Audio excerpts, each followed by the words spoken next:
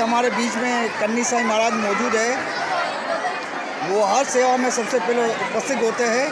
महाराज से पूछते हैं कि महाराज आप कितने सालों से दातार बापू की सेवा कर रहे हैं, आप अपने बारे में हमें कुछ बताइए। 50 के ऊपर ये हुरुस हो चुका है। 50 से ऊपर? हाँ। आप कितने साल से सेवा कर रहे हैं? 60 साल की उम्र से सेवा करते आ रहे हैं। हमारी 50 और 5 उम्र हो चुकी है। वाह वाह। तो आज का मेला जो है दातार बापू का, ठीक है, तो आपने इसमें कितना सहयोग है, लोगों का रुझान है कि आने की, लोग आएंगे या नहीं आएंगे? आएंगे, हमको उसका भरोसा है दातार बापू के ऊपर। उसका मेले के अंदर चांदों चांद लग जाते हैं। बहुत बहुत बहुत ये गढ़ गिरनार का मेला है दातार बापू का। बहुत अच्छा लगा, बहुत अच्छा लगा।